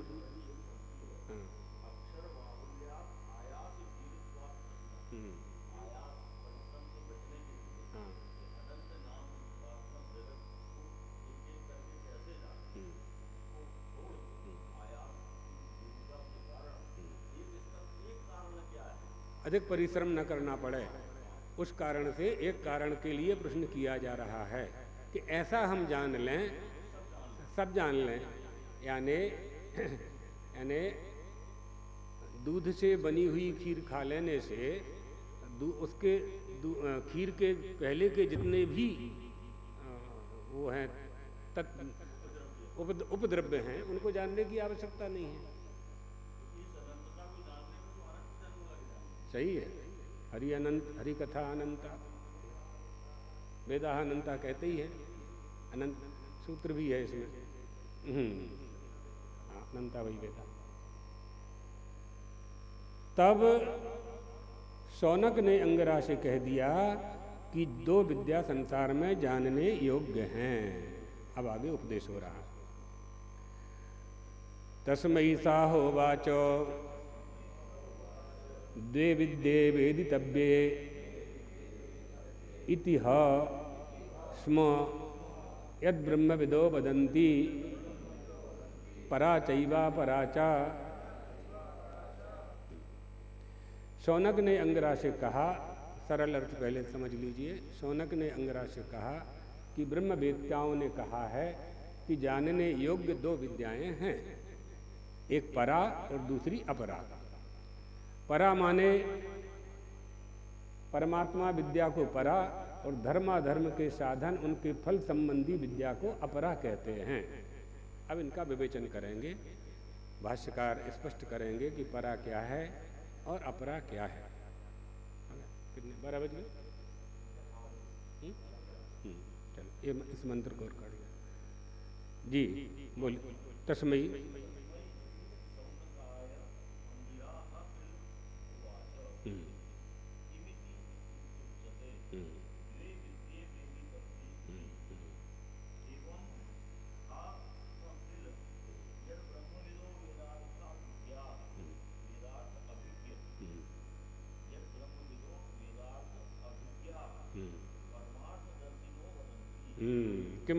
किंवदंती क्या कहते हैं कि दो विद्याएं हैं, एक परा और एक अपरा। इस प्रश्न का उत्तर श्रुति देती है कि कि ऋग्वेद, यजुर्वेद, सामवेद, अथर्ववेद, ये चारों वेद और शिक्षा, कल्प, व्याकरण, छंद, निरुक्त, ज्योतिष, ये षडंग वेद, ये 6 वेदों के अंग, इन संपूर्ण अक्षर राशि को अपरा विद्या कहते हैं। ऋग्वेदोथ यजुर्वेदा सामवेदो अथर्वणः इति अपरा, ये अपरा विद्या कही जाती है। इष्टापूर्त दत्त कर्म, यज्ञ यज्ञादि कर्म, संकल्प वाले कर्म, साधना, ये सब साधना उपासना सब अपरा विद्या में ही आने वाले हैं, क्योंकि इनके फल की प्राप्ति होती है, फल प्राप्त करते हैं। इसलिए ये इस विद्या का जो फल है वो है तो अच्छा, लेकिन आने जाने वाला है, आवागमन से मुक्त करने वाला नहीं है। इष्टापूर्त दत्त कर्म है, कर्मत्रयी है, हम कई बार सुना चुके हैं कर्मत्रयी। तो इष्टापूर्त दत्त कर्मों का आश्रय लेकर के जो आराधना करते हैं और सत्कर्म करते हैं, वो भी अपरा विद्या में ही शामिल हैं। परा विद्या क्या है? यहाँ इसके अनुसार क्या कह रहे हैं? भाष्य के अनुसार इस संपूर्ण अक्षर राशि को अपरा विद्या कहते हैं। धर्माधर्म साधन फल विषया, अपराचा धर्माधर्म साधन फल विषया, ये बहुत अच्छी पंक्ति है अपरा के संबंध में। हाँ, वो अपरा विद्या है। और ननु, अब यहाँ फिर पूर्व प्रश्न बनाया। क्या बनाया? कि उक्त अपरा विद्या से भिन्न यह परा विद्या कही गई है, अर्थात हाँ कस्मिन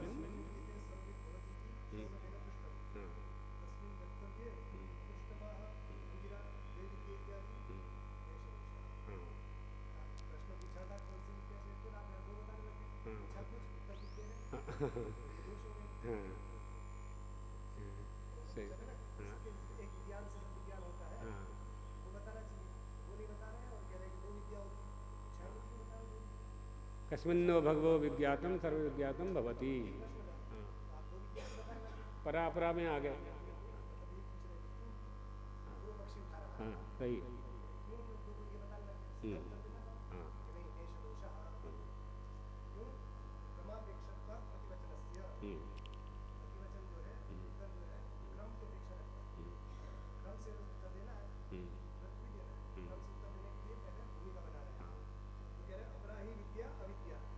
ये अविद्या सही। जो अपरा विद्या है वो वस्तुतः अविद्या है और उसको दूर करना है, इसलिए पहले उसका वर्णन कर रहे हैं।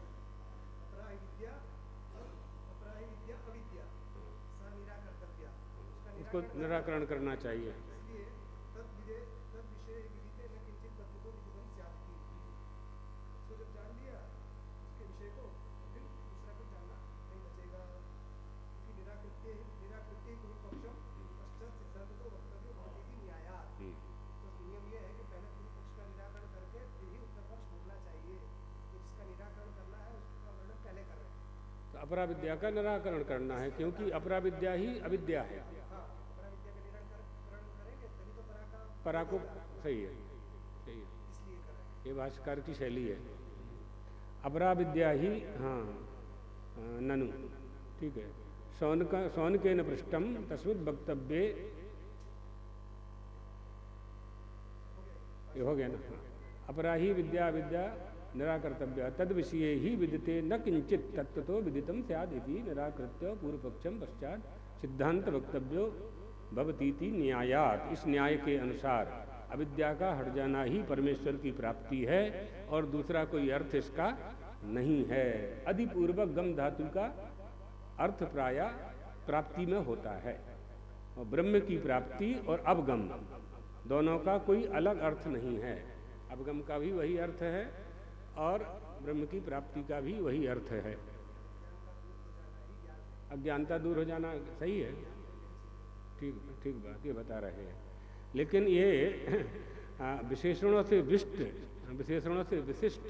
वो जो अक्षर ब्रह्म है वो प्राप्त हो जाता है। तो वो अक्षर ब्रह्म किससे प्राप्त हो जाता है? वो तो परा से ही प्राप्त होगा। इसलिए अपरा का वर्णन पहले कर दिया। हाँ,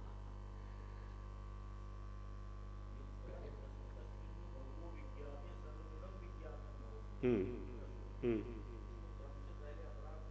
हम्म हम्म हम्म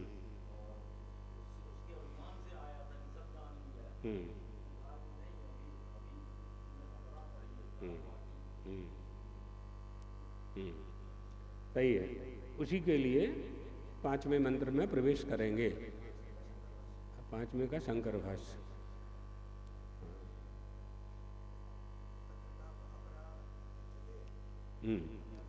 हाँ है, अभी समय है कि? हाँ ठीक है, कल से शुरू करें। पांचवा मंत्र कल से प्रारंभ करेंगे। वो क्या है कि अपने लेट होने से बहुत लोगों को विलम्ब हो जाता है, फिर क्रम है, तारतम्य बिगड़ जाता है।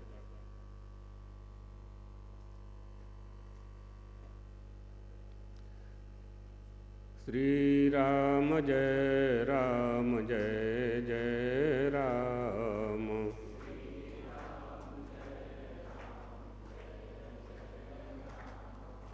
श्री राम जय जय राम।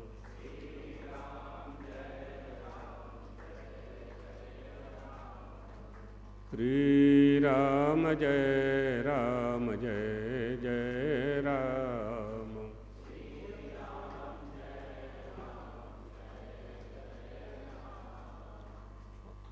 ओम पूर्णमदः पूर्णमिदं पूर्णात् पूर्णमुदच्यते पूर्णस्य पूर्णमादाय पूर्णमेवावशिष्यते।